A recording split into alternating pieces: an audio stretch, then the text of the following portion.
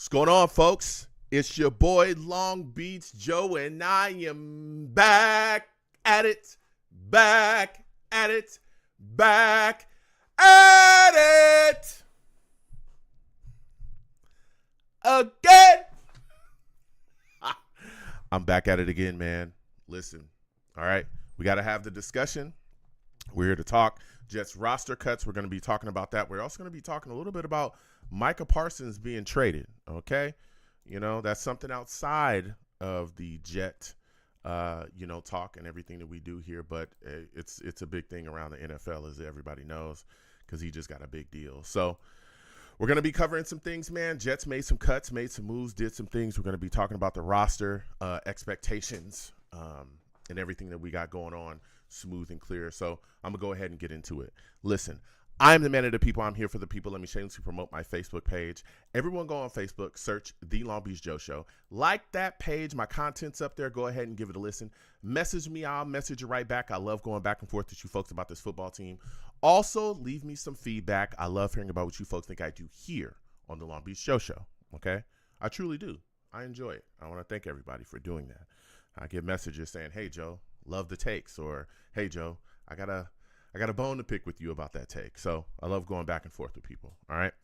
I'm also on Twitter as well. All right. For those of you that want me to call it X or whatever else, don't even bother. Okay. I'm calling it Twitter. It is what it is, and it's said and done. Okay. I'm calling it Twitter.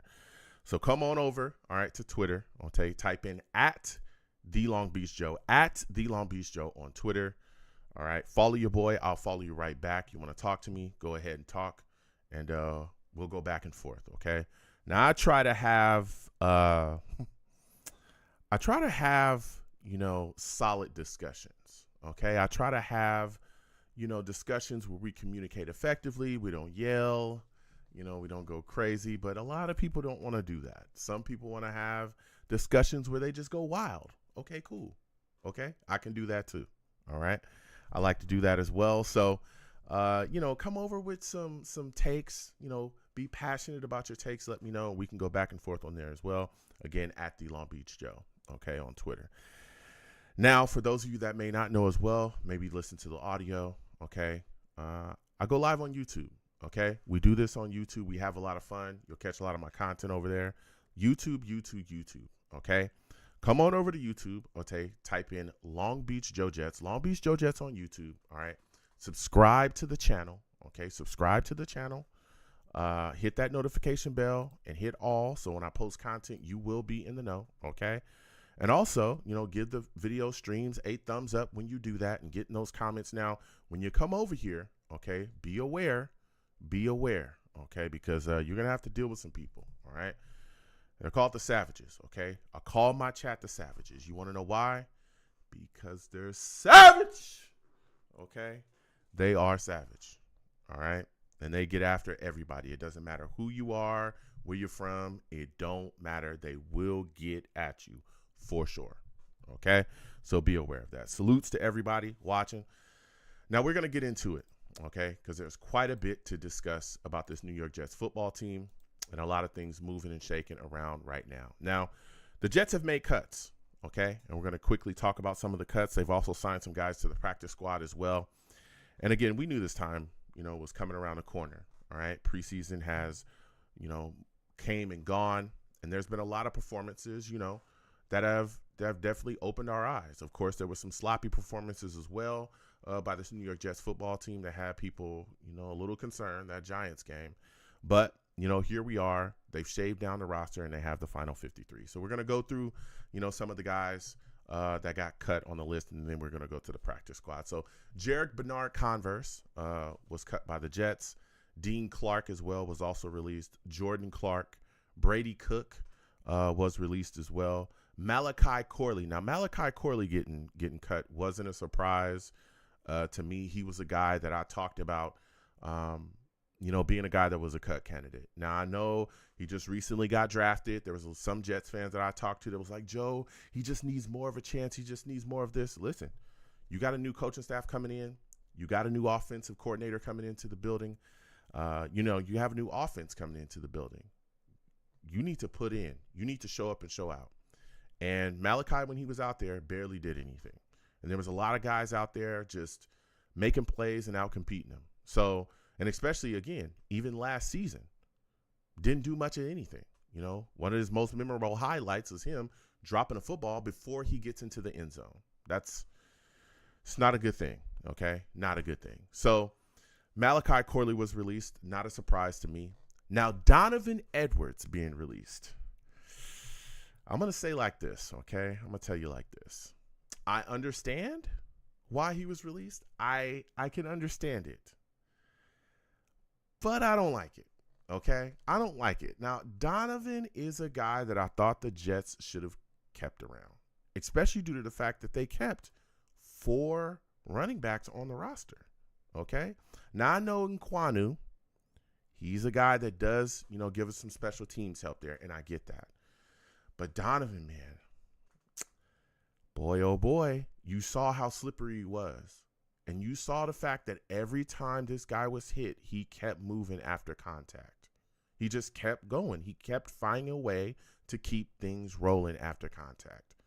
You saw how this guy could get away from guys and make plays and get some gains. I liked Donovan Edwards quite a bit, okay? But he gets released. It is what it is. Again, the Jets have 3 phenomenal backs. Breece Hall, Isaiah Davis, Braylon Allen. We're not hurting at running back at all. But with him in the mix, bruh, boy, oh boy. All right. But he's gone. Kingsley Jonathan was released as well. Leval was released as well. Harrison Mevis released, which I thought he was going to get released too once we got Nick Folk back into the building. Peyton Page was released as well. Jamal Pritchett. Now, this was a guy that a lot of people was like, Pritchett probably is a guy that would make the roster. And Gibson ends up making the roster over him. Now, I know some people were a little shocked saying, well, Gibson, why? Gibson, actually, we've seen him, okay, in live game action, give the New York Jets a little something at wide receiver, but more so from the special team standpoint. And I think that that's what got, Gibson that nod on the roster over Pritchett. But Pritchett definitely did some things, okay? Jackson Sermon ended up getting released as well. Quentin Skinner, this was another guy, Skinner. We saw that one-handed catch in the back of the end zone. He made some plays, but couldn't make the roster. Aaron Smith as well didn't make it. Brandon Smith ended up getting cut as well. Carter Warren ended up getting cut. Some people tried to make a stink there, but Carter Warren, hadn't done anything so far. Is this Max? Yes, it is. Yeah, give me 1 second, okay? Once we're done with those, I'm coming straight to the line, all right? Sound good. All right. So Carter Warren, ends up getting released. I wasn't shocked about it, but it is what it is. Eric Watts ends up getting released. Leander Weingard was also released as well. Jarvis Monroe released, and Ryan Cooper, okay? So those were the cut list there. Now, the Jets also were able to grab some guys back and get them on their practice squad, okay? Dean Clark is on the Jets practice squad. Jordan Clark on the Jets practice squad. Brady Cook was able to get grabbed and brought back. Adrian Martinez, who I actually thought would make the Jets roster, or not make the Jets roster, who I actually thought, he had a chance to make the Jets roster, but he was the guy I thought that the Jets would be able to keep on their practice squad.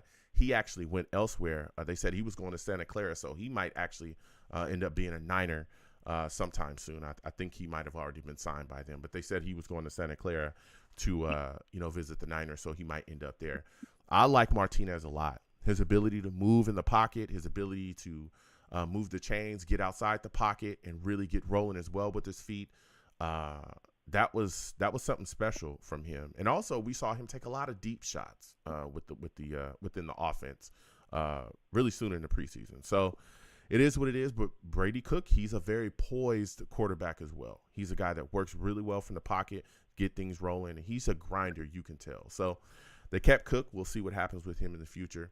Tyler Johnson, they were able to snag him, keep him on the practice squad. He was a guy that made a lot of plays in preseason. I like him a lot, and I'm glad the Jets were able to grab him on the practice squad. Leval as well was actually able to get grabbed up and signed to the practice squad. Harrison Mevis is on the Jets practice squad. Peyton Page, Jamal Pritchett, we just talked about. He's on the Jets practice squad as well. Jackson Sermon, Quentin Skinner, Boog Smith, Brandon Smith, snatched and grabbed back up on the Jets practice squad as well. Eric Watts and Leander Weigard was on the Jets practice squad too. So they were able to grab some guys and bring them in and bring them back to the building and keep them on their practice squad. Now, again, guy like Brandon Smith, Tyler Johnson, I love those guys being kept on the practice squad because of the look of our wide receiver situation. Man, that's a position group that I'm looking at and I'm saying, what's going on here? You know, especially when we're talking about Justin Fields and setting him up for success and those things. And we'll talk about that a little bit later on the show. But, man, outside of Garrett Wilson, there's a bunch of question marks still. And, you know, I talked about that wide receiver, McLaurin, in Washington. I talked about him constantly. I said, hey, let's swing a trade for him. They just signed him to a deal. So he ain't going nowhere. And so I'm looking around like, okay, well, what are the Jets going to do here? Are they going to go into the season with this wide receiving core? Maybe Tanner Engelstrand can scheme things up and put these guys in a mode for success. And I understand scheme. People talk to me about, well, you know, Joe, they can get things rolling. But when your only like solidified playmaker is, you know, Garrett Wilson at wide receiver, that's the only real like legitimate playmaker you have at wide receiver. It's strange. And so that leads me again to believe that this tight end position, Mason Taylor and Jeremy Ruckert was a guy a lot of people had on pace to get cut from the New York Jets. Salutes to you, Bree. Good to see you in the building, my friend. Savage. Okay. I didn't think that Jeremy Ruckert was going to get cut. I talked about that. I understand people talked about his lack of work in preseason. I didn't think they were very focused on getting him much work. I think they were more worried about seeing who else could fill out the rest of the tight end position. I think that Jeremy Ruckert really has a chance this season to go out there and be a part of the offense and make plays and have things drawn up to get him the football. I think he'll get more targets. But I do think that Mason Taylor is probably going to be or will be the leading catch guy as far as tight ends. He's going to be the guy that they go to in the clutch, the guy that they want to go to, to be that relief valve for Justin Fields. But I do think we'll see a lot of big and double tight end sets. I do think that. And I also think that Jeremy Ruckert's a heck of a blocker. I think he's the best blocking tight end on the Jets roster. But we'll continue to get into that later. But there were people that were shocked that he made the roster. Also, the New York Jets, when we talk about their practice squad too, of course, Zaire Barnes that they released as well, and Marcus Hayes that they both got released by the Jets. They cleared waivers, but only Hayes came back and was signed to the practice squad. And also Corey Black was signed to the Jets practice squad as well. So there's a lot of things moving and shaking. I could have missed a name or two here because the Jets are constantly signing guys, bringing guys in and getting them released. But so far, that was the news up to date. Zaire Barnes, a lot of people looking at that situation and saying, whoa, he didn't make the roster, he's a guy that's been here for a little bit, and he had some work, there in preseason. So we'll see what happens going forward with this Jets football team and what happens as well. The Jets also claimed Cam Jones, Jelani Woods, and Issa Poole as well. So they're going to continue to go forward with that. The Jets also announced captains, okay? They announced their captains for the seasons, all right? Justin Fields is one of them. Garrett Wilson is the other. Elijah Vera Tucker named captain. I'm just saying, I'm not shocked. I don't know if y'all are shocked, okay? But your boy Joe is not shocked, okay? I'm not shocked that Elijah Vera Tucker is a captain. A guy that has shown you time and time again, okay, that he will give everything for the team, okay? Selfless. That's what he is. He's selfless. He'll play guard. He'll play center. He'll play tackle. He'll play whatever you want him to play. He didn't play center during the year, but he definitely moved from right guard to right tackle to left tackle. It doesn't matter, okay? But I'm very sure he can play center. But keep in mind that that's what happens when you get players from USC, okay? Fight on. That's all I'm saying. That's all I'm saying. Jack, can I see you in the building? Salutes to you. That's all I'm saying. All right. We'll continue on with the captains, though. Quinnen Williams, he's a captain as well. Jamin Sherwood, as well as a captain. And Macquarie Ball is also a captain as well for the New York Jets. We got some captains in the building. We're going to be talking about that.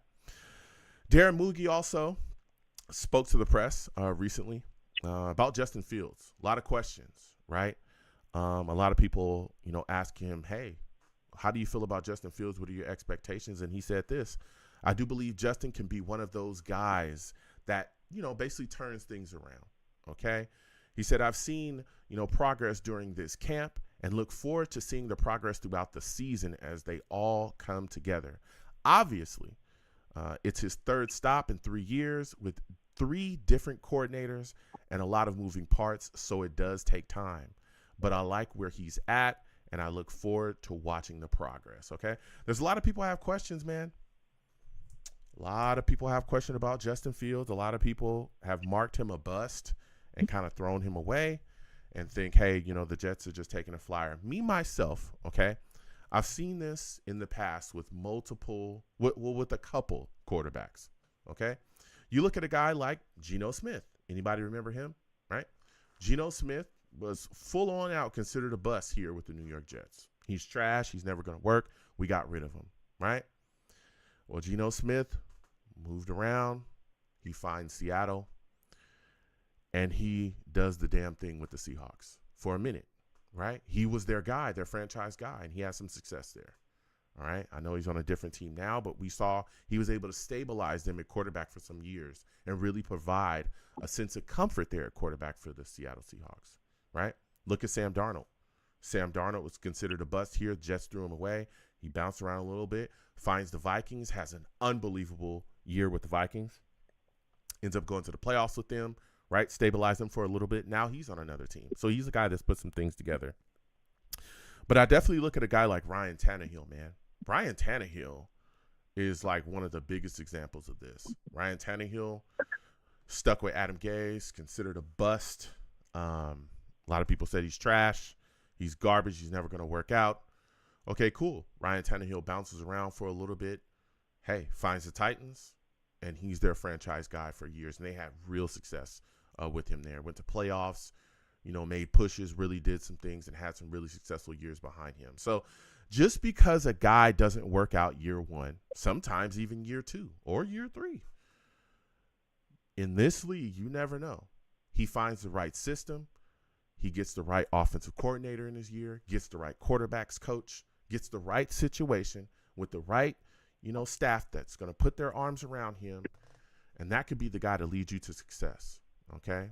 So when I look at Justin Fields, I know, a lot of people talk about what happened in Chicago and him moving on from there, and then he was with the Steelers, and we saw him do some really good things with the Steelers, and then, right, he moves on from the Steelers, he comes here. Maybe this team, maybe this staff with Aaron Glenn and Tano Inglestrand and all the guys we got here, maybe this is the place, right, where he settles and we see the Justin Fields that everybody thought that they were going to get in the league. Because he has talent. He's not bad. He's not a terrible quarterback. He has talent. There are some things that they want to coach out of him, of course, right? But that's every quarterback, right? But he's got what it takes to really make some things happen at this level. The arm strength is there. The ability to get outside the pocket and make plays is there. Like, all these things is there. He has a lot of traits to really do some great things here with the New York Jets. And I'm excited about it. And I know that, Moogie has talked about how, he thinks that he believes in him. He thinks he's the guy that's going to be able to turn it around here. I'm just looking at this Jets roster right now, and we're going to talk about this tonight. And I'm just wondering if they've set Justin Fields up for success when you look at this Jets wide receiving core. That's all I'm worried about. With so many opportunities out there to improve this wide receiver core, why was that not done? Why wasn't it done? That's my only question. And again, we're going to be looking at Breece Hall being moved out there. He might get some targets as well, of course, in the passing game. I think the Jets are going to be running the football heavy this season. But I'm just wondering, man, it's Garrett Wilson and a lot of question marks. I know people talk about Arian Smith, but this is rookie year. So we're gonna be looking at this situation. Again, salutes Modulus. We're gonna be talking. I'm gonna come to the chat to the Savages in just a second.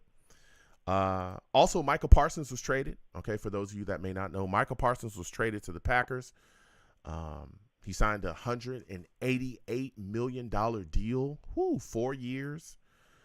The Cowboys got defensive tackle Kenny Clark and 2 first-round picks, and the Packers got Parsons. Woo. Let me tell you something. I saw this trade, okay? When I saw this trade, I said to myself, wow, okay? Wow. Parsons got paid. Listen, Micah Parsons, good player. Great player. Okay, we all know what he can do. Jets have played him like we've seen it, okay?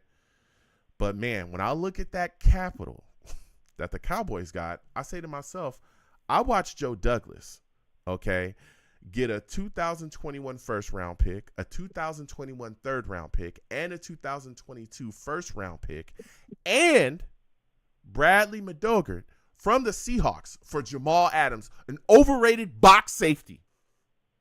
Okay?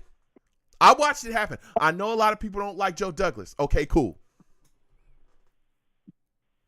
That's cool. I'm not tripping. But I'm just saying, who really got fleeced? Who really got fleeced? All right? Because one of those first rounders was AVT, okay? And another first rounder that we had turned into Garrett Wilson. I'm just saying. Okay? I'm just saying. All right? So we're gonna get to the line. Salutes to all the Savages in the chat. I see y'all in the building. Please give the stream a thumbs up. Subscribe if you haven't already. Hit that notification bell so when I post content, you folks will be in the know. All right. Also, if you want to give to the platform, Super Chat is up there in the chat. Cash App is on the screen as well. Anything you give to the platform is greatly appreciated. Salutes to all the Savages. All right, in the building. Okay, Jack Kenner will come to your question in a little bit because that's a really good question. Modulus salutes. He says, in your opinion, what position doesn't have good enough depth? That's a great question. Offensively, to me, it's definitely wide receiver. It's definitely wide receiver. It's absolutely wide receiver to me. Okay, and I know that people are talking about other position groups, but the depth is so questionable there. All right, the Jets tight end position, brother, we carry 4 tight ends. Okay. 4, all right? Mason Taylor, Jeremy Ruckert, Stone Smart, who did a lot of great things in preseason as well, and Jelani Woods. I'm looking directly at the Jets wide receiver position. We even got Andrew Beck. Andrew Beck made the roster, fullback / kind of tight end, all right? So it's definitely wide receiver for me. I'm looking there, and I'm wondering who's going to be the guy to step up at number 2. I'm just wondering. Continue to put your questions in the chat. I'll come directly to you. Okay, in between calls, we definitely love talking to the chat and talking to the Savages, but we've got to get to the lines, okay, because the lines is, we got somebody on the lines, we got to have that discussion. Listen, Max salutes, okay? For those of you that do not know, Max, he's a savage, okay? Max is a savage. Max salutes. Thank you for holding, Max, as I had to go through that and give my thoughts on some of the things that I saw there. Max, I want you to give me your thoughts, man. We've seen the Jets make some moves here on the roster. Make their cuts to get down to the 53, man. What was the most surprising cut to you? So I think the most surprising cut is Martinez. I feel like he had a lot of potential. We didn't keep Martinez on the practice squad. I heard Martinez is on the 49ers. Yeah, he went to. From what I know, he was over there and he went to Santa Clara. So I'm guessing he signed with them. So far. But I feel like Martinez showed more potential than Cook in the preseason game. You know what's crazy? And it's great that you bring that up because that's what I thought as well. I thought that Martinez was the better looking quarterback from preseason. That's what I thought. And I truly thought that, Tyrod Taylor, if he was not ready for week 1, which, the staff came out, Aaron Glenn came out and said it, that he was very confident that Tyrod Taylor will be ready for week 1. And I think we've seen that as well because there's only 2 quarterbacks on the roster. So he's going to be ready for week 1. But I thought at one point that if Tyrod wasn't ready for week 1, that Martinez was probably going to be the guy that the Jets kept on the roster going forward. So, yeah, I'm right there with you. So you weren't surprised that Malachi Corley was cut? I mean, there were some Jets fans that were saying that he should have stayed. Corley didn't show me anything because, he was on, granted, Cook had a bad interception, but Corley ran a horrible route. What was crazy is that next Jets player, Perry Nickerson, intercepted the ball. I thought Corley was giving to 53 as a punter return, but after watching him this preseason, there's no way he's making the team. His attitude, I don't want to play special teams, and then, he ran a horrible route in the Eagles game, with the Cook interception. He wasn't playing good, so I was not shocked Corley was cut. If you can't even make it as a wide receiver and the worst wide receiver in the league, because I feel like Gibson's not good. Arian Smith has more potential than Malachi Corley, so if you can't make it, it just shows you're not a good receiver. Yeah. Was there a player that you were surprised to see make the roster? Is there a player you were like, for sure, you're gone, but he ended up going there? He ended up staying? I thought they were going to keep back as a tight end 3 because I thought Rucker was not going to – he hasn't shown me much this summer. Mm-hmm. Yeah. So you were shocked to see him make the roster? I was shocked. Wow. Okay. Yeah. I mean, I looked at Beckman and I said to myself, he was playing really well.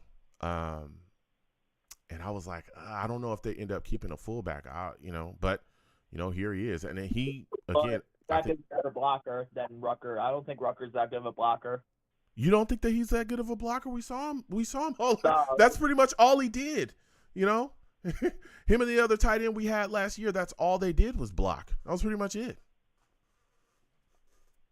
True. Yeah. But I feel like Zach was better blocked, and he was name me one good thing that Jeremy Rucker does good. He's not a good catcher. He's not a good blocker. So I thought Beck was a better pass a tight end than Rucker. Well, I will say this in his defense. I don't think that Jeremy Rucker's a bad. I don't think he's bad at catching the football. I don't think he hasn't gotten a lot of opportunities to catch the ball. Right? What is one thing that we constantly talked about in this Jets offense that we talked about a lot recently is the lack of utilization of the tight end position. Right? When we got I keep forgetting his name, but the tight end we had last year with Rucker, when we got him, right, when he was a Bengal and we were able to bring him into the building, the first thing we said was, okay, CJ Uzama. Oh yeah, we're definitely gonna utilize CJ. He's a guy that we're gonna get him the football. He's gonna be the guy that we're gonna target. We never used Uzama correctly. He wasn't a guy that we got the football early and often. We didn't do that. All right. So for years, the New York Jets have suffered not being able to utilize their tight ends effectively, and we've seen that, man. And I'm not saying that Jeremy Rucker is the next Jimmy Graham. That's not what I'm saying. Okay, I'm not saying he's Kellen Winslow, or Antonio Gates. I'm not saying that. I'm just saying he's not a horrible tight end. I don't think he's a horrible tight end, and I think when given a chance, I think he'll prove that he can be solid in this league as far as being able to impact the game receiving wise. I definitely think he'll be able to do that. But I understand your take. There's some Jets fans that do feel the same way that you feel. When you look at this roster, Max, now that the cuts have been made, have your expectations for Justin Fields raised at all?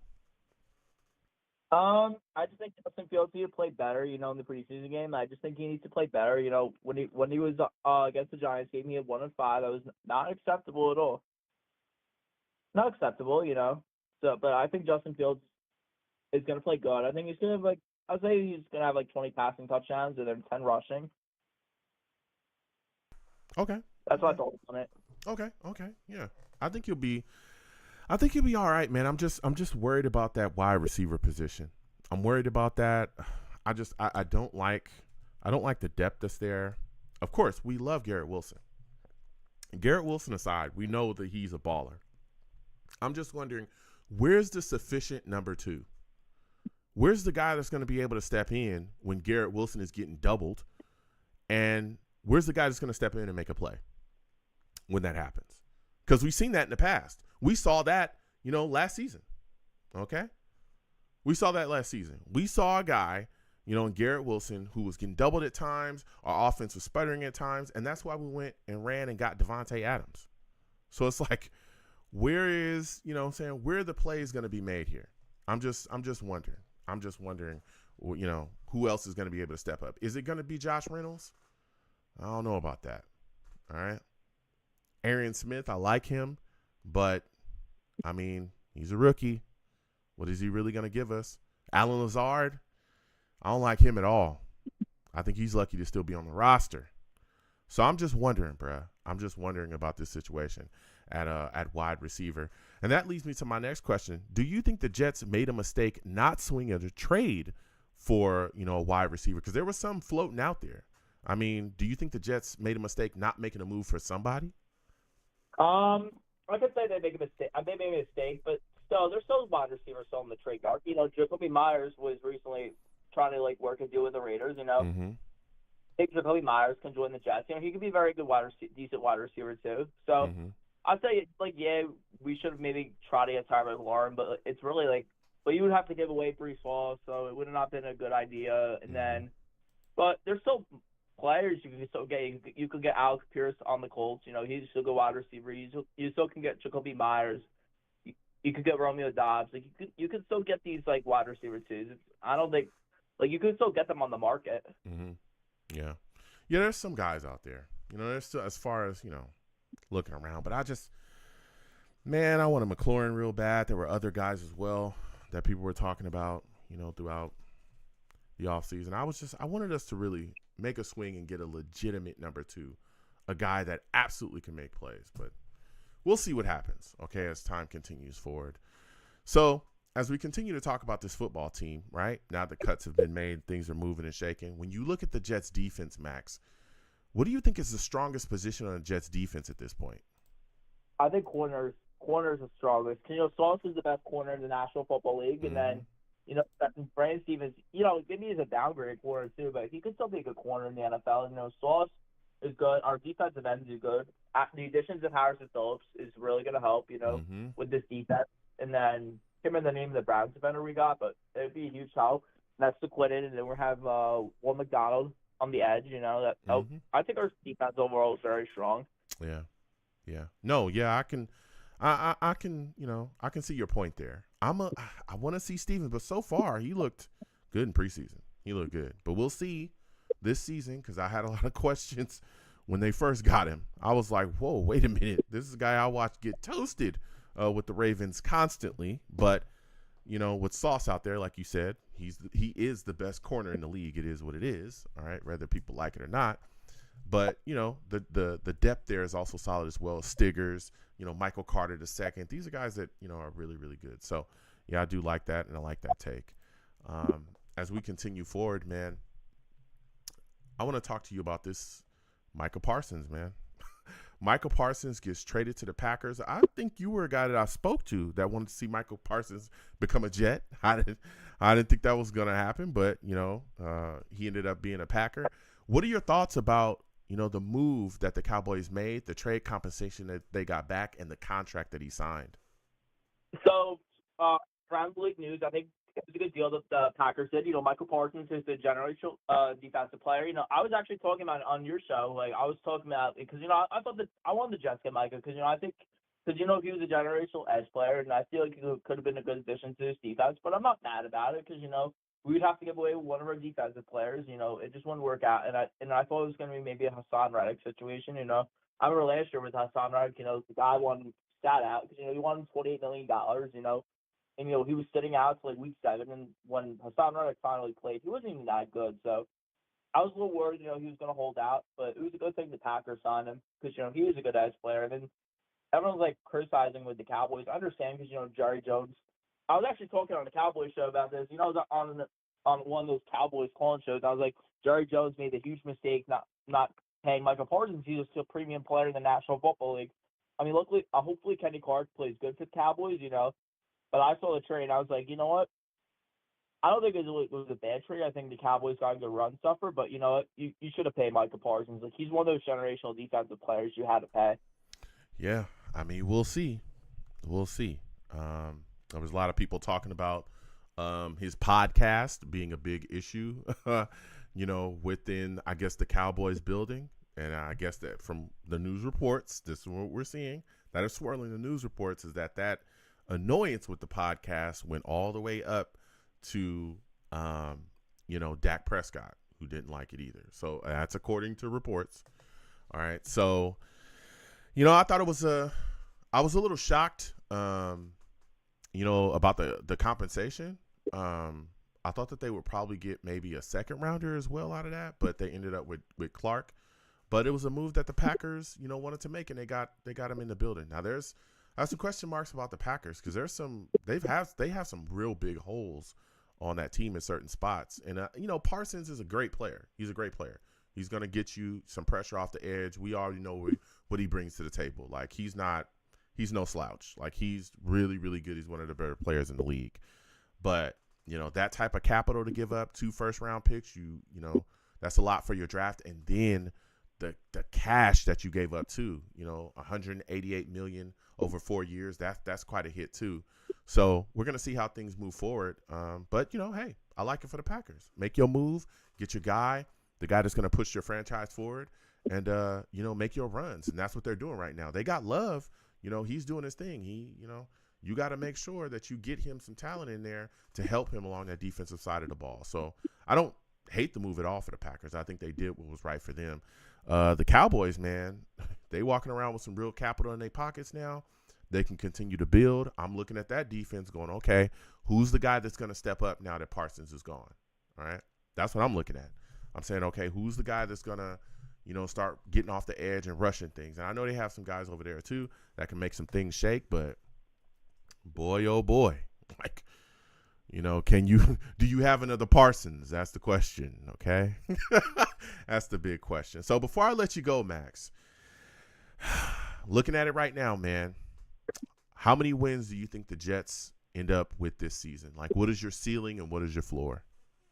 So I think my ceiling is 9 wins. If Justin Fields plays decent, if our defense plays good, 9 wins. But if Fields doesn't play good, I'll say we win like 4 games. That's my floor. It's 4 wins, and then my ceiling's 9. Okay. Listen, Max, this is a phenomenal call from you. Next time I have a show, man, I want to hear from you, all right? Sounds good. Listen, Max calling in with some fire. He gave us some solid takes there, man. And, when I'm looking at this Jets team right now, I'm looking at this roster, and I think the New York Jets defense should absolutely be better than what we saw last season, okay? Last season was abysmal, okay? It was terrible. I mean, I watched the Jets get ran on by everybody. I'm talking everybody and their mama. I watched them just get embarrassed at times on the field, getting pushed off the ball, pushed off the line 5 yards, not being able to tackle, guys running around. I mean, it was insane, just completely insane what we saw. That defense was unlike itself, okay? That was one of the biggest disappointments, was how bad the Jets defense played, especially early. We saw a lot of undisciplined play as well that put the Jets defense in a lot of bad spots. Okay. How many times do we see, a fourth and 1, 4th and 2, and the Jets jump off sides, or a play on, 3rd and 5, the Jets, it forced an incompletion. They're about to get them off the field, and it's a penalty, defensive holding, pass interference, something stupid. You know what I mean? That would happen. We've seen that a lot. We saw that a lot. And so I think that the change in coaching, the discipline that Aaron Glenn and his staff want to bring here is going to be huge for the Jets defense as well, because those stupid penalties, they should stop this season. They were a bit of an issue in preseason. But if Aaron Glenn is the coach that he's saying he's going to be, that should clean up this season. They shouldn't have those issues anymore. All right? They shouldn't have those issues. All right? So I'm going to keep on keeping on with this Jets football team, because I got a lot to say about the things that we've seen going on here. All right? But I want to get to the Savages, okay, in a second. All right? Salutes. Jack Kenna, I see you in the building. Jack Kenna says, Joe, how do you feel about the Jets' first-round pick, Armand Limbu? Listen, I like him. He's the guy that I absolutely wanted in the draft.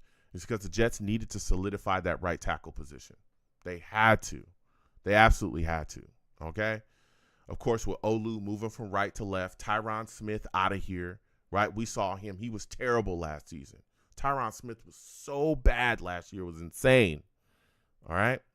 With him, with the Jets moving on from him, Olu over there, you had to shore up that right tackle spot. And the Jets did the right thing. They made sure they were in a position to grab the guy, okay, that could shore that up. So I like the Mimbu pick. I like what he brings to the table. Again, he's a rookie, okay, so he's going to face some guys, and we saw it. We saw it with the Giants in preseason. I don't know if y'all peeped this early in the game, but the Giants literally just loaded the right side early in that game to test Mimbu. That was one of the first things that they did. No lie. You could go back and watch the game. I'm telling you, go back and watch the game, and you will see that what the Giants did, they literally loaded up that right side early. I'm talking early, like the first couple plays, because they wanted to test. All right? So I like Mimbu being in the building. I like that the Jets shored up the line, because that, to me, signals that the New York Jets are going to run the football effectively this season. They're going to run the ball. And a lot of people go, well, why is that a big deal? It's a big deal because that's our identity. I don't know if anybody else wants to realize that, but I do. Okay? The New York Jets, we're a ground and pound team. That's what it is. When the Jets are running the football effectively, that's when the Jets offense is at its best. When they try all this throwing the ball 45 times and, our quarterback is throwing for 400 yards every game, we lose a lot.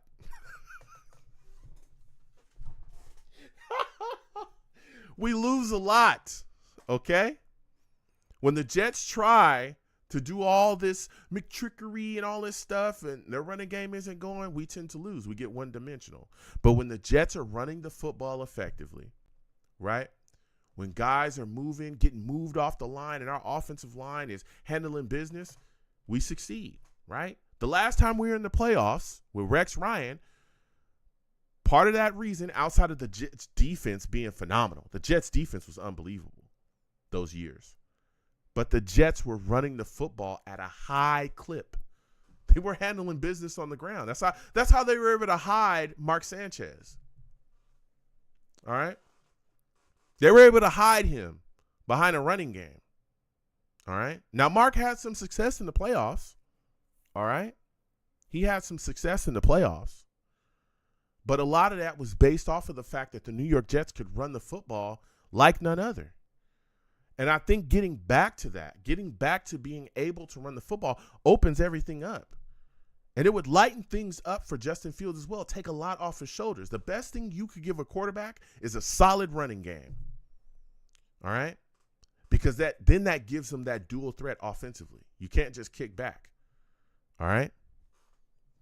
That opens up play action, because now you got to think, well, wait a minute. He might hand that off to Breece Hall. And if he does, and we're running backwards, we're going to be running backwards for a long time, because Breece Hall is going to break something out, and we're going to be chasing him down the field. Like that's how that works. Also, the physicality of the running game, it wears other teams' defenses down. You keep smacking them constantly in the mouth. You keep hitting them with that sledgehammer over and over and over again. You keep doing that, bro. A lot of defenses will just quit, bro. They'll quit. They will absolutely quit. You can break their wheel doing that. It's the truth. We've seen it so many times. These teams that run the football, look at the Lions.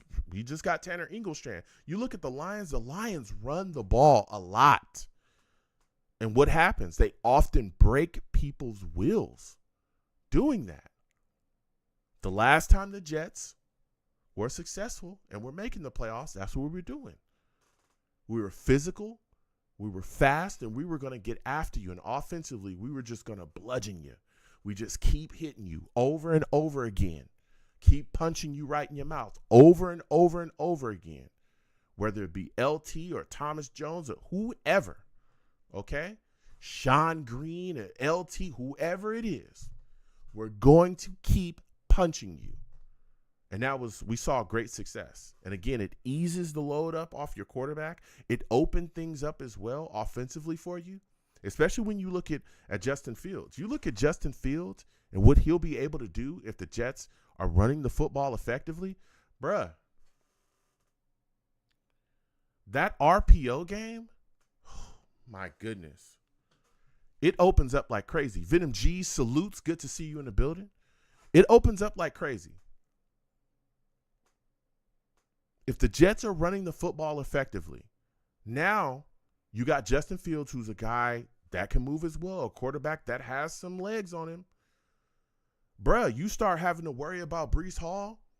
You see Justin Fields go back. He about to hand it off to Breece Hall. Actually, he's not. He keeps it and takes off. Bro, you got to start. You start making defenses think. And I'm not saying that Justin Fields is Lamar Jackson. Okay, but you look at what the Ravens are doing right now with that RPO stuff. Bro, it's nasty. It's filthy what Lamar Jackson and King Henry are doing over there. It's filthy, bro. Go back and watch. Okay, go back and watch the playoffs. Ravens, Steelers. Mind you, they're in the same division. They're in the same division together. They play each other twice a year in that AFC North. And the Steelers had no clue how to stop anything that the Ravens were doing in that first half. Nothing. They couldn't figure it out. They were focused on Henry. He was running crazy. They said, okay, we're going to stop this. We can't let him just go off. They came in focused on him, and guess what? Lamar Jackson was cooking him in that first couple quarters. He was cooking him. Then they said, okay, we can't let Lamar go off. We can't let this happen. That's their game plan. Now we just going to lock in on Lamar. If he go back and try, we just going to hit Lamar because bro, and then what do we see? We saw Derrick Henry go off.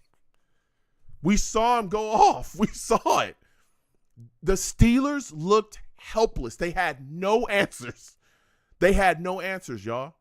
No answers. They looked so helpless against them. And the Ravens just kept running the ball. And they couldn't stop it. And that Steelers defense, they aren't chumps. That Steelers defense is a good defense. That Steelers defense they're not garbage at all. They got players over there, and they're very well disciplined.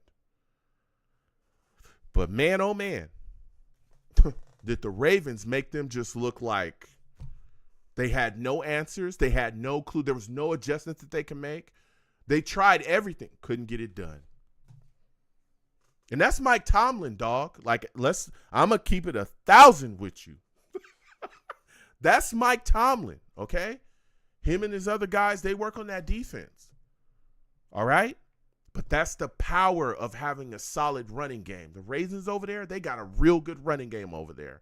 And they got, of course, Lamar Jackson, who's another big part of why that running game is so prolific.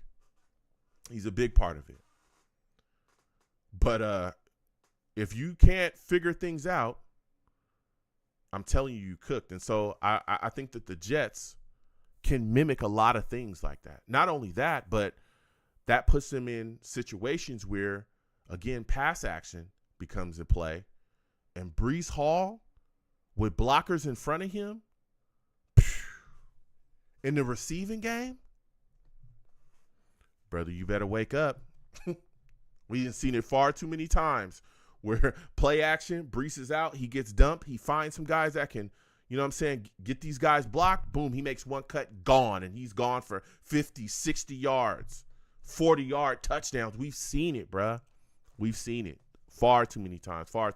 So I'm just saying, if the Jets run the football effectively, like I think they will be, I think that's going to be a focus in this offense, then, man, I think the Jets we're going to be in a really good spot. I don't know if the Jets are going to make the playoffs this year. That's not what I'm saying. I have it at 7 to 8 games. 7 to 8 games is my ceiling for the Jets right now. Right now, it's 7 to 8 games. I think they'll play solid. I think they'll play hard-nosed. I think they'll be fairly disciplined, okay? but I just don't think the Jets have enough.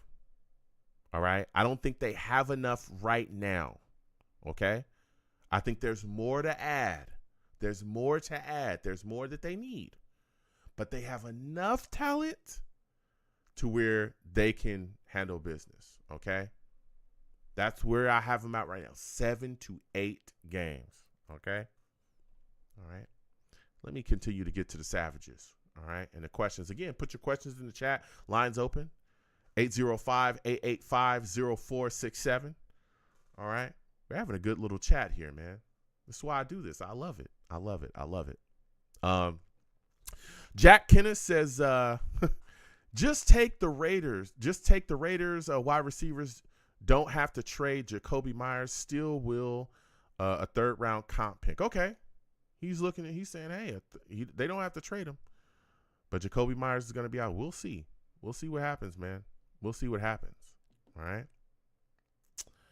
Bree salutes to him. He says, if and when Micah unloads what he really thinks about Jerry, the NFL world will be turned upside down. Boy, oh boy. You know Jerry Jones, I love Jerry Jones. I think he's entertaining. But Jerry Jones will tell you a lot of the reason why the Cowboys haven't been as successful as they could or should be is because of him. I think he said it before. I think he said, because we know that Jerry Jones is the guy that he's their GM. He's like their owner, their GM. He pretty much does everything except coach. And even the coaches that he picks are pretty much like guys that just will kind of bend or fold to him. I think the last guy that he had that wasn't a guy that would bend and fold to him was Jimmy Johnson, which won with the Cowboys. But their issues clashed. Their personality issues clashed, and I think that's why he got Johnson up out of there. But I think he's talked about it. That I think a quote from him once was, if a general manager that he had hired had the issues becoming successful that he's had as a general manager, he would have fired him already. I think he said that before. I think there's a quote out there where he said that before in an interview. So, Jerry's a great owner. He is. You talking about, like, the Cowboys, they're everywhere. They're all over TV. Their stadium is amazing. I've been there when the Jets played them. Phenomenal stadium. Phenomenal. Okay? They got everything. I'm talking everything. Jerry World is something different. Like that place, and I've talked about this before, there's a lot that the New York Jets front office, staff, ownership, all that can learn from what Jerry is doing there in Dallas. The Cowboys own Dallas. There's no doubt about it, okay? That's one of the biggest fan bases throughout the entire, United States. Everywhere you go, you'll find a Cowboy fan. And there's a reason. Because of how they market themselves, how they endear, their fans to the team, and, how they treat people that come there. Like, bro, it's insane. I remember sitting in the stadium and watching players come to the stands. They came to this. Cowboys players were coming to the stands talking to fans. They had fans come down out the stands and come on the field. And they were taking pictures with them and talk. They were throwing footballs back and forth with young kids that were in the stands. That's how you build those memories. Because when that kid grows up, he may be 4 or 5, 6, 7 years old right now, but he's never going to leave that Cowboys team. He's never going to leave them. He's always going to have a star on him, because he's always going to remember, when I was 7 years old, I went to a game and CeeDee Lamb was throwing me the ball. And we threw the ball 3 or 4 times, and he went out there and scored 3 touchdowns. He's always going to have that memory in his head. Always. And he's never going to go anywhere. So now you got this guy who's going to be a fan for the next 40 years. The Jets, not like that. I know y'all be at the stadium. I know y'all done been to games. I go to games all the time. Everybody knows that. Let me tell you something. You go to MetLife, it's basically come watch the game, and then when you're done, get out. Like, that's how it is. And I'm hoping that changes, and I'm hoping that they have more things to bring the fan base in and make them feel like they're at home. But it's very clear when you go to Jets games that, yeah, this is where we play, but this is not your home. You're here to buy pretzels, peanuts, popcorn, and whatever else we're selling. And maybe you cheer, cool, cheer for the team. Yeah, go Jets, Jets, Jets. When you're done, get out. like that's literally the feeling. That's the, and I don't want to go too crazy, but I tell you what, the prices, and this was before inflation. Okay, I don't want to talk about that. The prices were already high in that stadium. Okay, the prices were already off the charts in MetLife. Okay. I don't drink certain beverages, adult beverages, but I'll tell you what, I have friends that do. Okay, that be from Queens and all. They come in and watch the game, and everybody will tell you, them beverages at that game, way too expensive. Okay, way too expensive. I tried to buy some pretzels and all that stuff. Way too expensive. Way too expensive. Ridiculously expensive. So the Cowboys and Jerry Jones got it together. And as far as marketing and making their fan base feel right at home.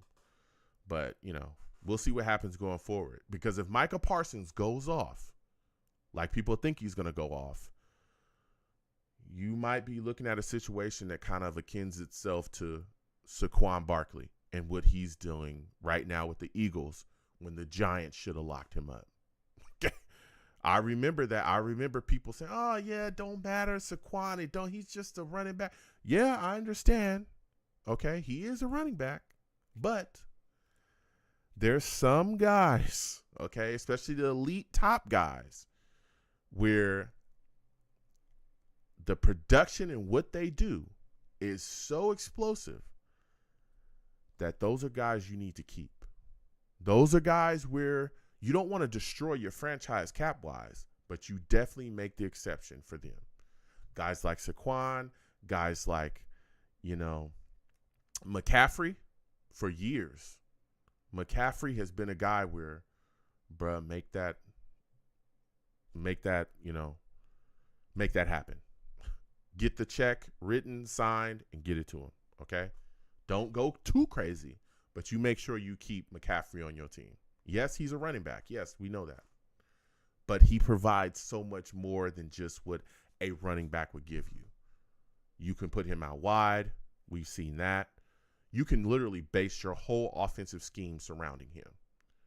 And Saquon, what we've seen the Philadelphia Eagles do with him, it's been wild. Okay? It's been wild. So, yeah, we'll see. We'll see what happens going forward. With Micah Parsons and what he's able to do. If he has the numbers that I think he's going to be able to have there, we'll see what happens. Bree says, apart from bro going to the Seahawks saying he'd never win in Dallas. Yeah, listen. We'll see. We'll see what happens going forward. Venom G salutes. Venom G says, hope this offense looks better than it did in the preseason. Yeah, I'm hoping. The first preseason game, the Jets offense looked pretty good. It looked pretty good. There's a lot of movement, a lot of motion, a lot of things going on, a lot of, people making it happen. Very quick. Justin Fields getting the ball out of his hands quick. Everything looked good. Beck really shined in that game. Beck looked really good in that game. But then the Giants game looked really sloppy. Like, everything just looked sloppy. Everything. All of it.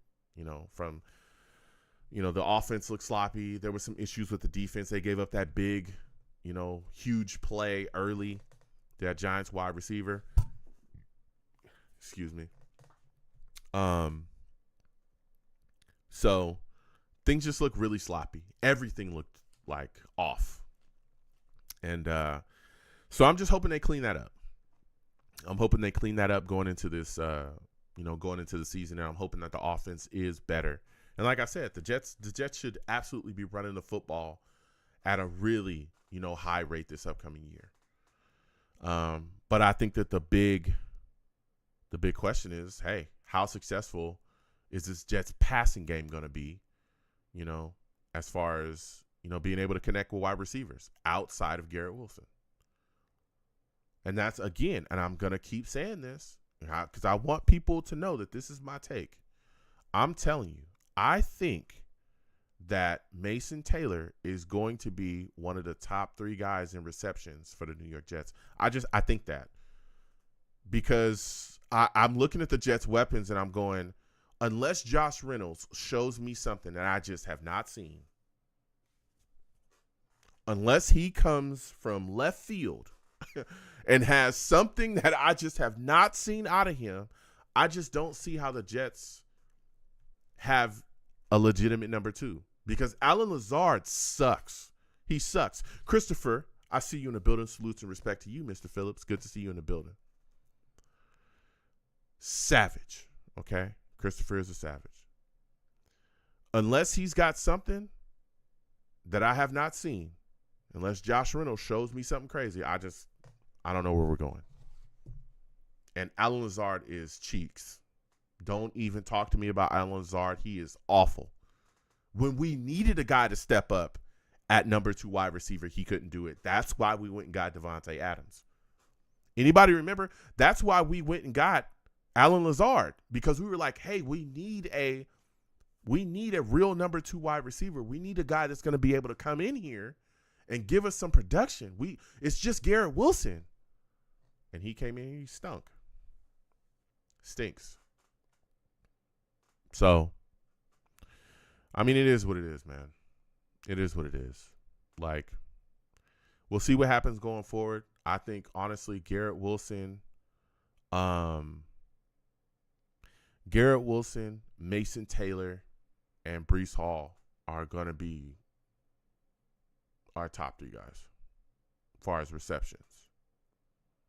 We'll see. And that's why I think that Tanner Inglestrand is probably going to be, utilizing those guys in a lot of different ways, Definitely utilizing. I think we'll definitely see Breece Hall in the receiving game a lot, because he's got the best set of hands in the running back room. Breece Hall might be our second best wide receiver on this team. I'm gonna keep it all the way real with you. Breece Hall might be the second best receiver on the New York Jets team. I'm gonna keep it all the way real. Like, this is the truth.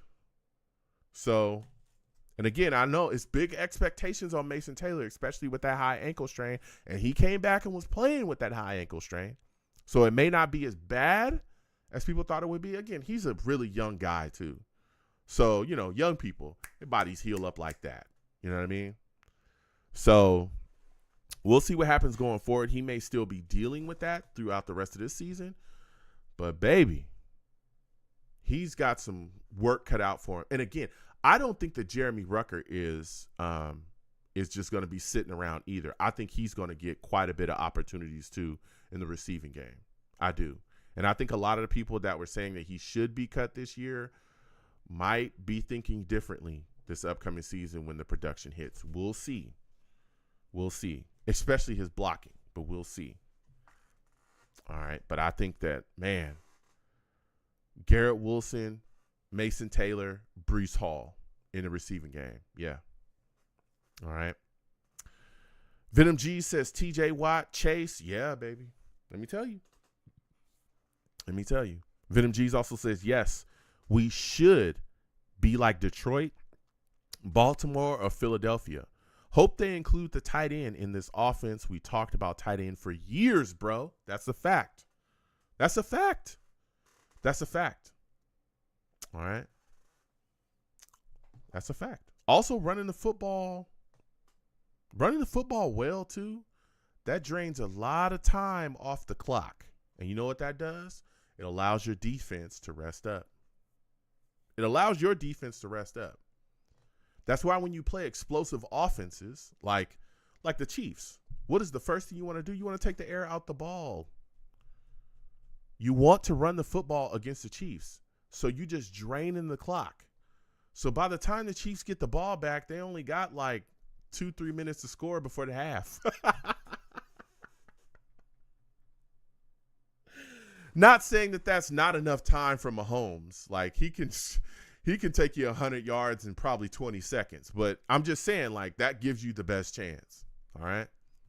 You want to completely drain the clock. All right? Run the football. Let those seconds and minutes just keep ticking away. Okay? As you get first down after first down after first down. Okay? 3, and 5. Oh, first down. Okay? 2, 7, 2. Okay, that first down. Let's go. Like, every time you're just finding a way. 3 yards in a cloud of dust. 3, and give me 5. Okay, first down again. It's like, okay, that's how you want to work. All right.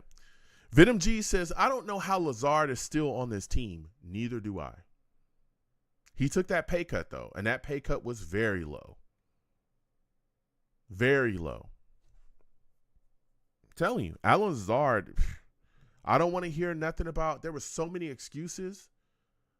I was calling for him to get benched before he actually got benched. He was so bad. Dropping footballs, running bad routes last season. Like, so bad. When people were making excuses for him because they were just, and look, Zach Wilson wasn't good. But when people were making excuses for him running sloppy routes and just doing whatever he wanted to do out there, even though he was dropping footballs, that annoyed me because he was contributing to why Zach Wilson wasn't performing well and also why the offense wasn't performing well. He was out there just messing around. I remember we played the Bills and he hugged the Bills safety after missing a pass that was going his way. He was out there playing around, shaking hands with guys, hugging them during the game. Like, just ridiculous, man. Ridiculous. And then it was, oh, well, he'll be better when Aaron Rodgers comes back. And Aaron Rodgers came back and he was still trash. Still dropping footballs. Still not knowing where he was supposed to be in the offense. I'm over that. And he quickly took that pay cut when they said, hey, we're trying to work something out with you. You want to do it or not? He took it. So he's still here. We'll see. We'll see. Venom G's also says facts. Brees is our number 2 wide receiver. Hold on. Give me a second here. Give me a sec. 1 second, caller. Listen, at the end of the day, right, the New York Jets offense has got to get things together. They've got to get it together. And if they can come out, okay, under this new coach, under this new staff, hey, they're going to be able to make some things happen. But let me go ahead and get to the lines, okay? Again, please give the stream a thumbs up if you haven't already. Subscribe if you haven't already. Hit that notification bell so when I post content, you folks will be in the know, okay? Also, if you want to give to the platform, Super Chat's there. Cash App is at the bottom of the screen. Anything you give to the platform is greatly appreciated. Now we have a heck of a call here, okay? We have a heck of a caller, okay? It's your boy, Venom G's, okay? For those of you that do not know Venom G's, he's a savage. He's a savage. Venom salutes. Good to hear you. How you doing today, man? Man, I'm doing good, man. I heard the rambling, so I was like, let me give a call in, bro. How you doing? I'm good, man. I'm feeling great. We're sitting here. We're talking. You know what I'm saying? I'm going back and forth with Savages. I see you in the chat as well, man. Give me your thoughts, man. Jets have made some cuts, man. What was the most surprising cut to you? I think it was the wide receiver. I think it's Stevenson. That was his name. I think that was the big one that I think we lost, man. Because he was playing good, and I thought he would have been able to take Lazard's spot. Okay. So it's just we need help. Are you talking about Skinner or Pritchard? Yes. Oh, Skinner. Yep, okay. Exactly. Okay. And I think that was a big loss. I think everything else made sense, but it was just the wide receiver. I think we needed some more depth at that position. Okay. What are your thoughts about Malachi Corley being cut, man? Were you shocked by that at all? No, man. We haven't seen him. We haven't got to look at what he could contribute to the team. So they sent him right with Salah. They said, hey, go to San Fran, dude. Go with Homeboy again. So I think it was a lot of good cuts made and a lot of addition made to the defense. So it seems like we're doing pretty good, and hopefully, we go in the direction that you said as far as the offense. That's why I was saying try to mimic Detroit, how their game is, how Baltimore run game is, how Philadelphia run game is. We got to do something like that. Yeah.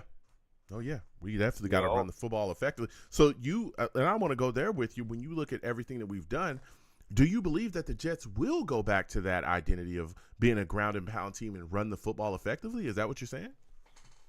I hope so. I hope so because we don't have the wide receivers to play through the air right now. So I think we're gonna have to run the ball. We're gonna have to do some RPOs, like you said, where Justin gets to keep the ball a little bit, running for first downs, and then sneak in a mixture of, if we're on short downs, include the tight end, or wide receivers at some positions, but we got to just rely on the run game primarily. So I think that's how we got to play this one this year. Yeah. Yeah. What are your thoughts, man, Yeah. about a lot of people saying, hey, they were shocked that Jeremy Ruckert made the roster? A lot of Jets fans want to see him cut. Are you a part of that mindset as well? Nah, no, I don't think like we haven't had a chance to even, have our tight ends a part of the game because our offensive line was so trash. We had to keep them in the block.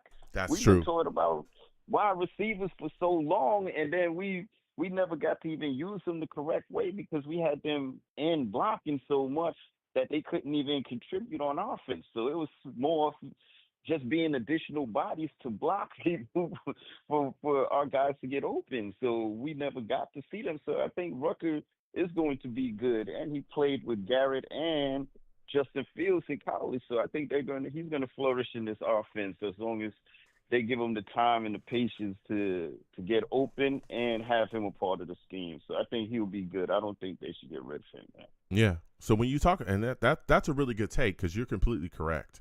Our offensive Yeah. line did struggle, and so we saw like Uzama and Mm. Jeremy Ruckert blocking a lot, like a lot. Yeah. Yeah. In these past couple seasons. Man, So, just we had turnstiles. That's what we yes, had. We had turnstiles. yes. No, you're talking facts. You're talking facts. Yeah. So as we continue forward, what are your thoughts about this Jets wide receiver position, man? And do you think the Jets made a mistake not swinging a trade for somebody to come in here and be a legitimate number 2 next to Garrett Wilson? Yeah.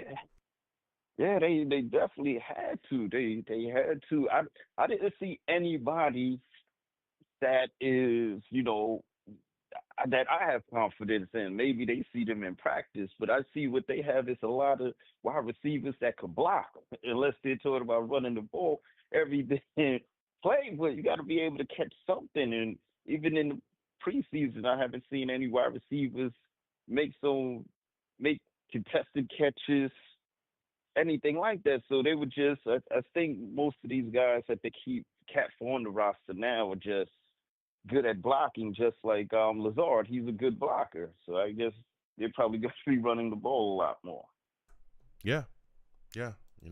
No, but they could have got Cooper. He was out. They could have got Amari Cooper. He was out until last week. Yep.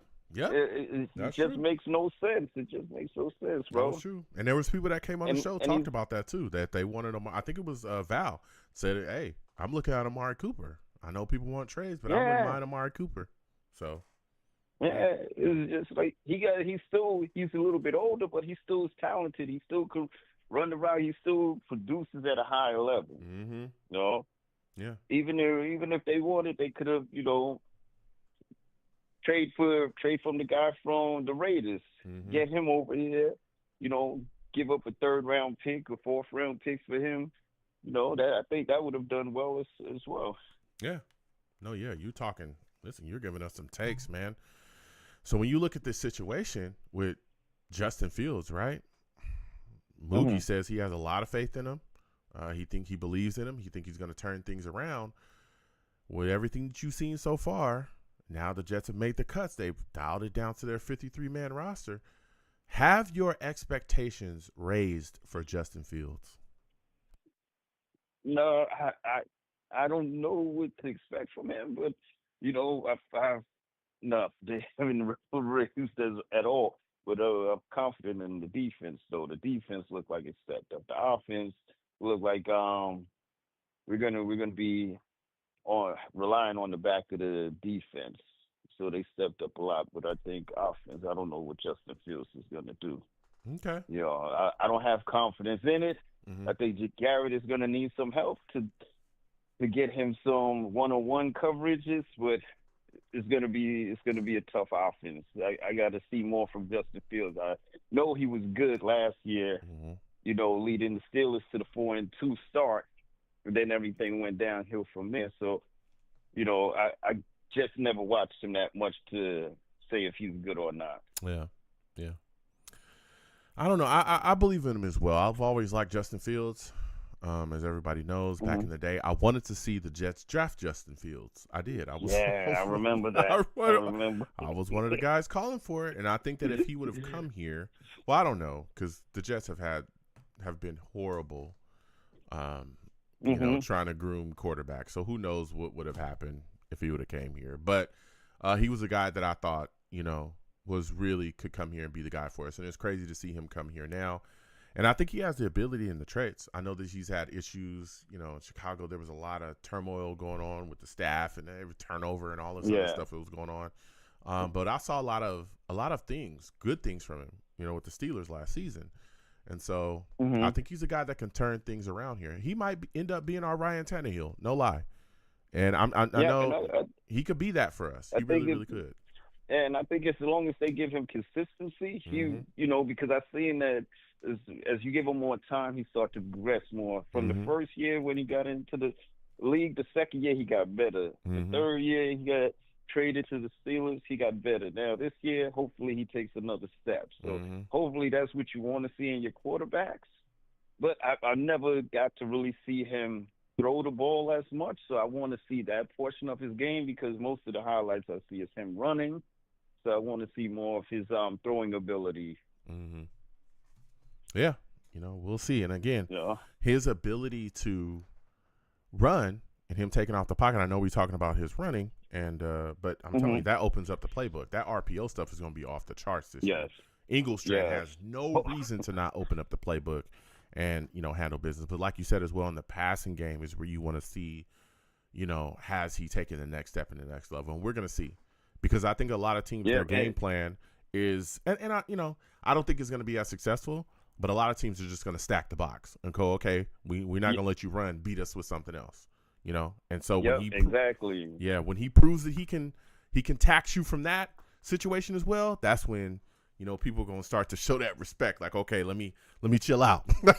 let me not do, you know what I'm saying? Let me not be stupid here. Let me be smart with my decisions. So yeah, exactly, and that's what I also want to ask you something, Joe. Do you think this coaching staff will approach games sort of like Detroit does, going for it on 4th and 1, 4th and short?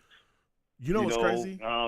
Just create. Even when they were thinking about punting, they would do a lot of trick plays on how to get first downs. Do you think this coaching staff will be implementing some of those as well? What's crazy is that was one of the things that I was thinking about when we first got Aaron Glenn and some of the guys they brought over in the staff, because I watch Detroit here and there, and I noticed that they do that a lot. I absolutely think they'll be doing that. I do. Oh, okay. Because we saw it in the preseason. No, real talk. We saw it in the preseason. They went for it on 4th down a lot in the preseason. And so that was something I kind of kept my eyes on a little bit, like, just on the low, like, damn, he might be doing that during this season too, and I do think he'll do that. No, real talk. I laugh too, but I think he's gonna do that. If it's midfield or a little bit after midfield, and it's like 4th and 2 or 4th and 1, I think that Aaron Glenn is gonna go for it, like damn near every time. I hope they do. Our live streams are gonna be. Baby. I guess a lot more fun this year. Oh, baby. Because, listen, let him go for it on 4th and 1 from the Jets, from the opposing teams, 40. bro, these Jets fans Yeah. gonna go crazy if they don't make. Oh, you could have just kicked the field goal. Like we gonna be talking about that, but I think he's gonna make Yeah. a good amount of decisions on fourth to go for it. I absolutely believe he will Right. be doing that for sure. So my Yeah. final question for you, my final question for you, Micah Parsons traded to the Cowboys or Ooh. traded to the Packers, excuse me, from the Cowboys. Okay. Ooh. What are your thoughts on this, man? 4-year deal, $188 million from the Packers. The Cowboys got 2 first-round picks and Kenny Clark, which is defensive tackle. What are your thoughts about this move, man? Crazy. I never thought they would have traded Micah. I never thought they would have traded Micah. But the Packers, that makes them a real contender, man. That makes them a real contender right now. Just even the deal is just retarded in itself, makes him the highest paid defensive player right now. Mm-hmm. So it's crazy. And I don't know how Dallas let him walk out the door. And the the 2 ones you're getting is going to be, let's say, 20 in the 20s. So you're getting late picks any which way. So I don't even know. It's not like you traded him to a scrub team that you're going to get within the first 5 or something. So it's not even going to benefit you for trading him for that. It just makes no sense. It makes no sense. In the caliber of Michael Parsons, I like Kenny Clark though. He's a good player, but not the caliber of Micah though. Yeah, I don't know, man. I listen. And go ahead. he's go only ahead. 26 too. He's only 26. He's a young. Man, he still has untapped potential. So it's gonna, and he's with a squad that everything that Dallas was missing, he's gonna fit into that defense really well because they're really aggressive. They have big boys that can stop the run, and he's just gonna start eating, coming off the edge. He can play both sides, the right and the left side of the line.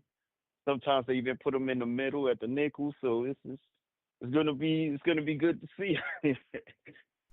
So I want to see him go. The Packers play Dallas this year, so that's gonna be a big one, bro. That's gonna be a big one. Yeah, let me tell you something. If Micah goes over there and turns, goes full Micah. Ain't no if he's over there. Yeah, I mean, I'm just saying if he goes over there and turns into, goes full Micah and really goes crazy, it's gonna look rough for Dallas. But I know that again, there was a lot of talk, from him, the injury stuff to them saying that they didn't think he was durable. That's what I've heard from people over there, that there was a lot of questions about whether he, was durable because he missed some time in 2000 this past season. He's missed some time. Yeah, this last season. Yeah, he missed 4 games. He missed some 4 time. games. Was it? Yeah, it was 4. Yeah. He missed some time there. There was question marks about the podcast that he had. A lot of people in the building didn't like his podcast, and however they felt about whatever he was saying on there. There's a lot of things, a lot of mud being slung now. But I tell you what, the pass rushers of his ilk, bruh, the impact that they have on the game is wild. And man, he go over there and go off and go crazy. It's gonna look rough for Dallas. It's gonna look rough. Yep. It's gonna look rough. I've talked about it constantly. I like Micah a lot. I think he's a really good player. And we've seen Dallas struggle before to with guys getting them signed, and look at all the stuff they went through with CD. Like that was crazy. Like at one point, a lot of people were thinking that CD wasn't going to be on the Cowboys. Yeah, same thing with Dak. Exactly, same thing with Dak. Like it's crazy. So, I'm telling you, and especially that $188 million deal, bro. He go over there to the Packers and go crazy. The Packers, like you said, are a team that could really make some noise and really do some things. Absolutely going forward. Yep, and that's the thing. Like, if Jerry Jones, he's talking about, hey, we can't stop the run, and you're the head of the whole organization, why would you draft the players to stop the run? Why would you fill that position up so you could pay Michael what you need to pay him? You can't say, oh, Mike, don't make it seem like it's this guy's fault that you didn't allocate the players appropriately. So now you're making it seem like Mike is the problem. You should have drafted some people to stop the runs. Mm-hmm. You know, Vita Vey, you should have got some big bodies like Vita Vey or somebody like that to put in the middle. Yep. Yep. You know, Yeah. And I mean, no, even Micah even since the days of X-Men, he never liked to play players. yeah, that's a fact. That's You a know? fact. And I mean, even Micah, had to come out and defend himself against a lot of the mud that was being slung around there, which I thought was crazy. Yeah. He came out himself and Yeah. said, I cannot believe that people are bashing me for getting hurt while giving it my all, out there on the field. It was like, it's great. There's a lot of motivation Jerry going Jones into this is year for him. crazy. I mean, it's just, but that's Jerry Jones. And I've talked about this. He That's said Jerry the same Jones. thing. He said the same thing about Dak. Yeah. Dak. He said the same thing about Dak. Like, Yep. I gave all this money to this player that's hurt all the time. Like, come on, man. These guys are going out there putting their body on the line for you. I see Micah out there with his hands wrapped up, taped up. See, things like this is why he wanted to solidify all that money because he's putting his body on the line so much for this organization. Man, it's gonna be wild. But I tell you what, like I said, Micah go over there and turn it up. It's gonna be a Saquon Barkley situation where people are gonna look at Dallas and be like, "Bro, look, y'all look so ridiculous." Like the Giants look ridiculous. They look feeble-minded. Exactly. They look like clowns over there right now. I don't care what they try to say. I don't care about. They look like clowns over there. This dude done went to a team in your division. He done won the big one, and they paid him. And he's one of the biggest reasons why they're there. And he's making the league look like it's on easy mode. Like, bruh, come on, bruh. You see, and that's the thing with the New York Giants. I don't know if you saw their I forget what's the series on HBO with the Giants, and the owner is saying like, "Yo, I want to pay Saquon," and the general manager is like, "Nah, we want to pay." And he's like, "Okay, if y'all want to trade him and let him go, that's on y'all. But I just want to let you know that Saquon, that was my guy."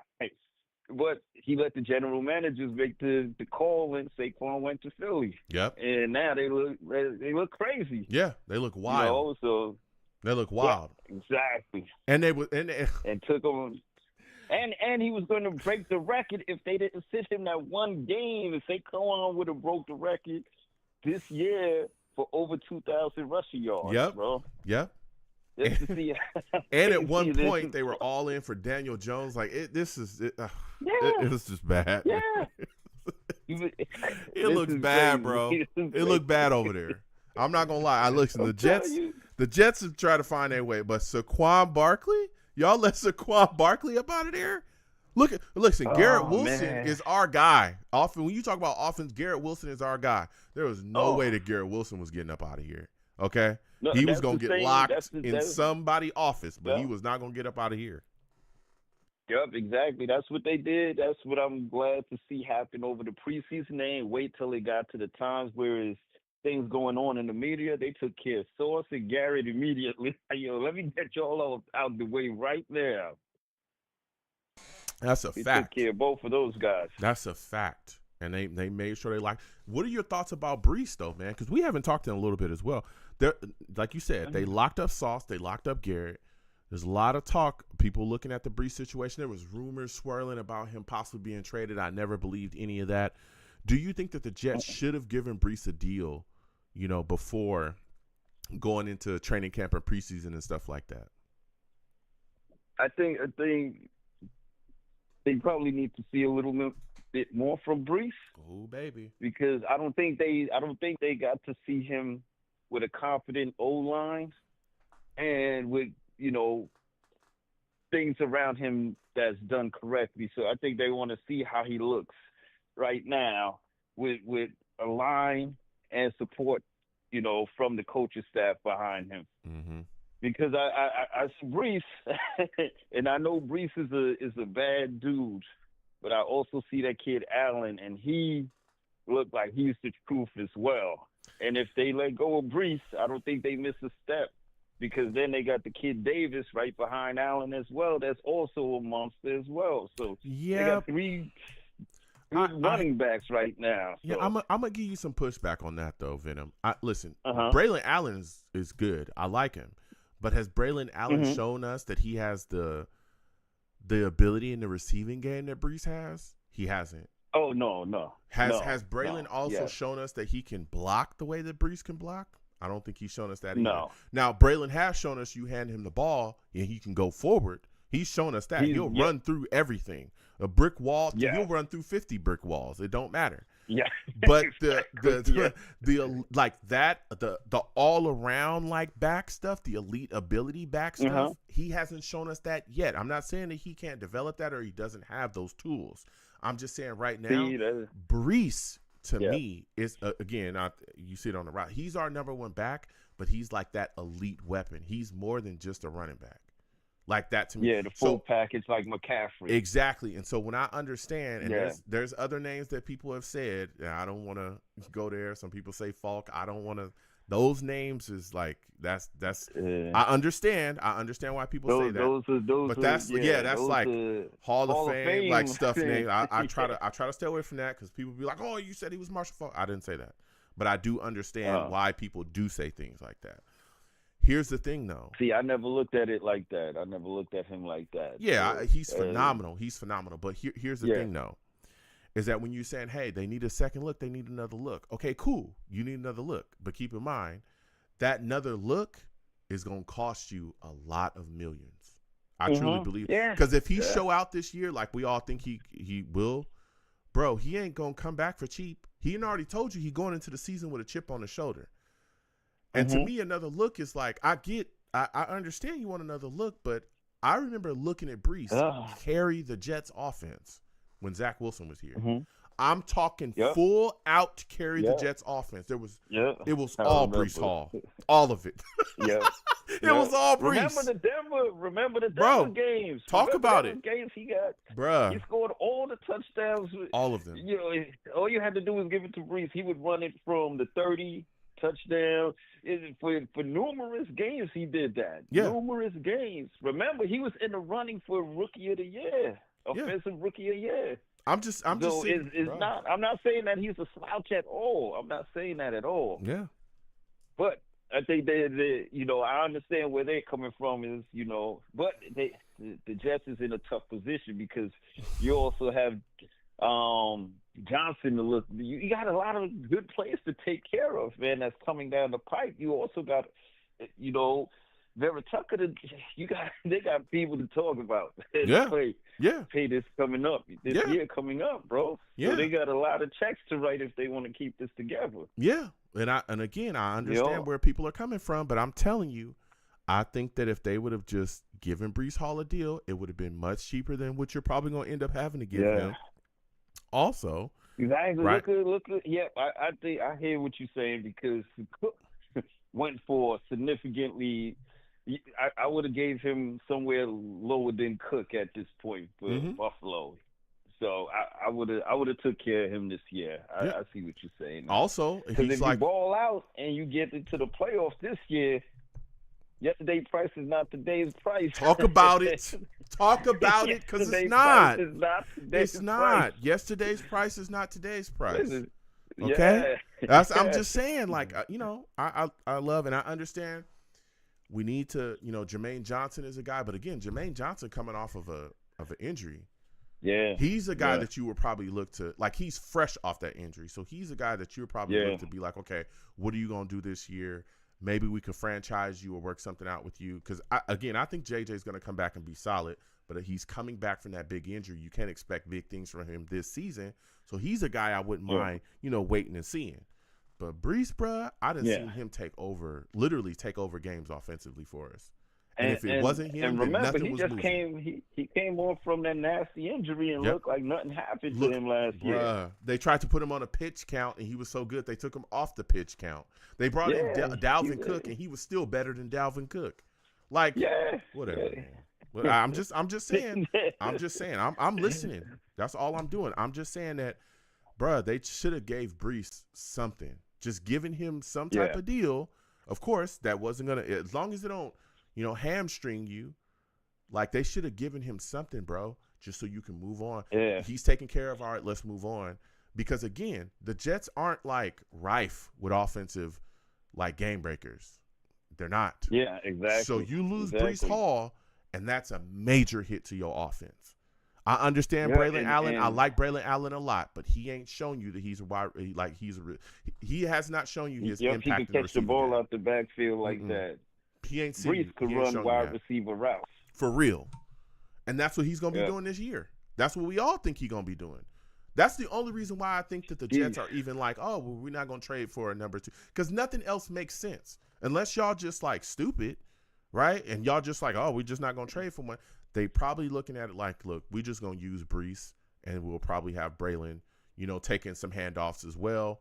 But Breece is gonna be utilized in the receiving game, and he gonna be either split out wide or it's gonna be plays called and drawn up for him to get the football in the receiving game, motioned or whatever. Yeah. So I think they're gonna use them just like how Detroit used Gibbs and Williams. I think they're gonna do the same thing just like that. Yep. So but they're gonna have to pay Breece at some point. They're gonna have to pay him something. Oh, you about to? Yeah, they about to. They about to pay him that boy's nasty. They about to pay him a lot of something, a lot. Because if he go off this year, he ain't gonna be cheap. He ain't gonna be cheap. You bet not try to. Listen. If they try to franchise, I could see this really going left. You try to franchise him, it's gonna be some smoke. Yeah. I'm just saying. We'll see. We'll see though. We'll see. And you don't want him to go to Baltimore where their line is crazy. You don't want him to go to any other team that you be the Saquon of the AFC right there. You don't want him to do that because that is the last thing you want. He goes stupid if he get traded. That is the last thing you want. You do not want that. Yep. You don't want that. You don't want that. So they better lock him up. They better lock him up then. They better do something. So my final question for you, Venom, this has been a phenomenal call. How many wins do you think the Jets get, man?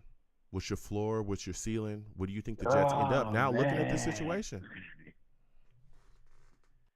Jesus, I'm thinking I'm going with 8. I'm going with 8 this year. 8? Okay, 8 is the most you think that they have. What's the lowest total you think they have? 6. I know Justin Fields. I think 6 is the lowest we're going. I don't think we're doing a 4-win season any longer. Okay. With Aaron being here, I think we're gonna do at least the lowest is 6. I think the highest is 8, 9. Okay. Right around there. Okay. Listen, Venom, this is a phenomenal call from you, man. We ain't heard from you in a little bit. I know you moving and shaking, taking care of what you got to take care of. Yeah. But it was great to speak with you, man. Yeah. Great to speak with you. Definitely, Joe. Definitely. Great calling in. Great call. If anything, enjoy the rest of your show. Have a good show, bro. Absolutely. Next time I have a show, I want to hear from you, all right? You have a good one, man. All right. Listen, Venom calling in. Venom giving us takes. He's giving us takes, man. You feel me? Always love talking to Venom about this team. Always enjoy it, man. A lot of great calls. So we're going to shut things down now, man. Woo. This has been a hot show. We're going to keep them going. Jets made the cuts, man. They made their cuts, and we're going to see what happens going forward. Now it's about, coaching these guys up, getting them ready, and getting them out there and get going. Now it's time to go make something happen. And I think, again, the guy I'm going to be looking at the most this season is going to be Justin Fields. It's going to be Justin Fields. Can he turn things around? We've seen it. We've seen him play very well. Can he play well consistently? Is he our Ryan Tannehill? Is that who he is? I need to know. So we're going to be seeing what's going on, see what's happening. That Micah Parsons trade is crazy, but it happened, and he's in Green Bay. So we're going to be seeing what happens on all fronts, all right? But I'm excited for this Jets team. I am. So we're going to go ahead and close out the show. Listen, I'm the man of the people. I'm here for the people. Let me change the promo my Facebook page. Everyone go on Facebook, search The Long Beach Joe Show. Like that page. My content's up there as well. Go ahead and give it a listen. Message me. I'll message you right back. I love going back and forth with you folks about this football team. Also, leave me some feedback because I love hearing about what you folks think I do here on The Long Beach Joe Show. Okay? All right? I truly do. I appreciate that. All right? I appreciate everybody that comes by and says what's up to me. All right? I'm also on Twitter as well. Okay? Going over to Twitter. Okay? At The Long Beach Joe. At The Long Beach Joe on Twitter.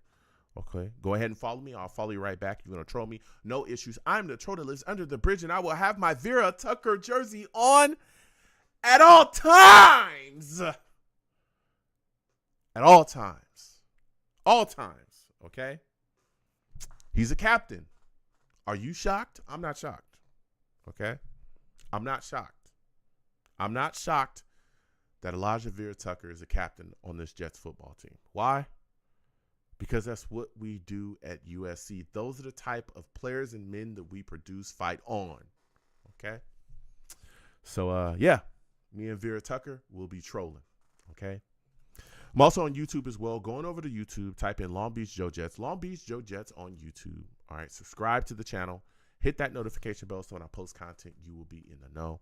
Also, give the videos and streams a thumbs up.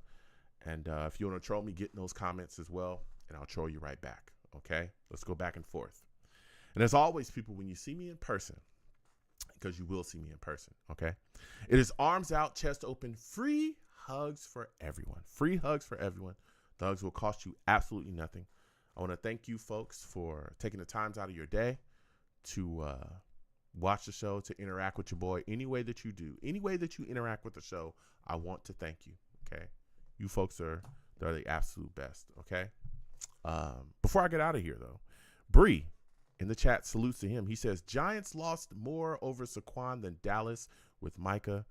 Barkley was their only star. They traded him to a division rival, and the owner didn't want to do it. None of that applies to Micah. Okay. We'll see. We'll see what happens. We'll see what happens going forward with him. All right. Thank you, folks. Until the next show, you folks have a good one. Peace. 1 second, folks.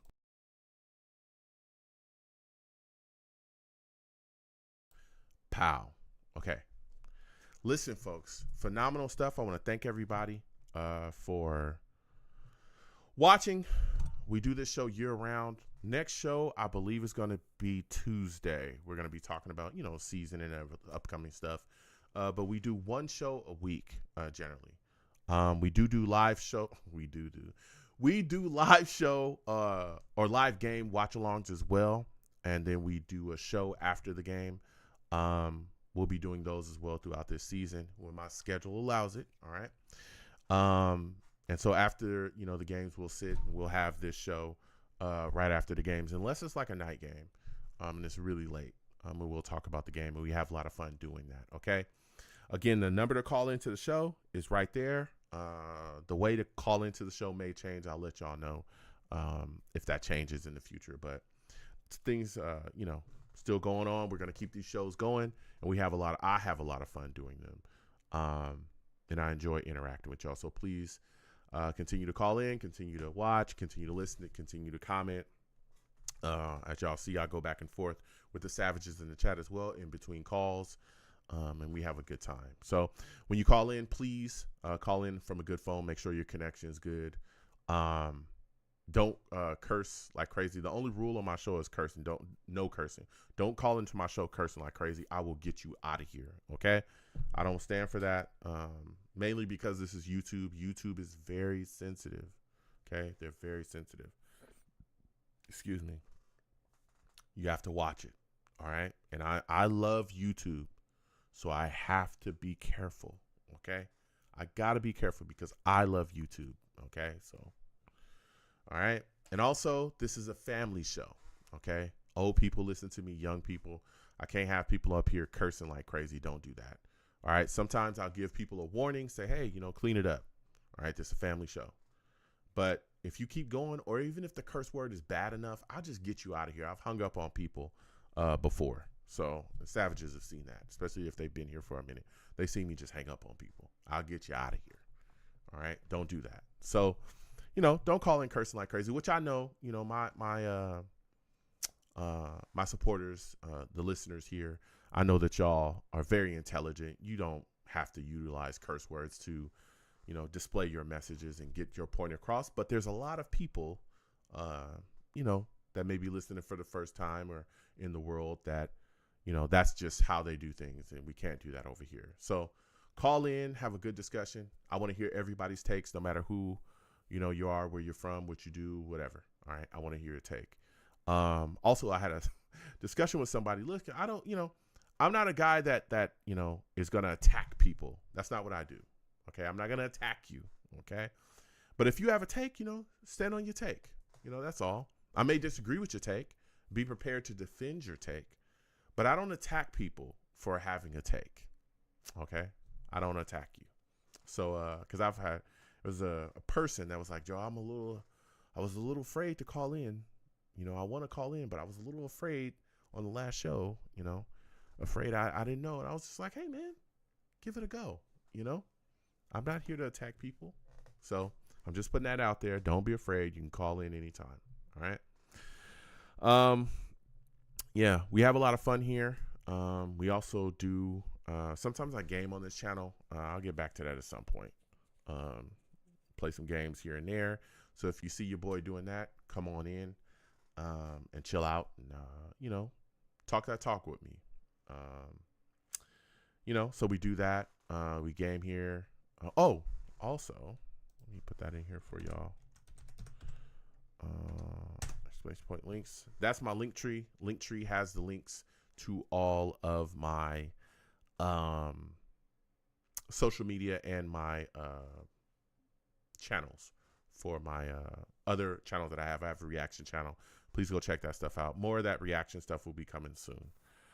So please get involved with all my channels and please follow me across all my social media. So I got to get out of here, folks. Okay. Cause my schedule is crazy. Listen, folks, be safe. Okay. Be safe, man. There's a lot of crazy things going on in this world. I don't know why. Okay. I don't know why, but, listen, man, be safe. Be safe. Okay. Sit down with your friends and your family, eat some good food, watch some good TV, have a great meal with them, and let the people that you love know that you love them. Okay. It's important to me in my life. I hope it's important to you in yours. All right. So until the next show, which should be Tuesday or Wednesday, I'll let y'all know for sure.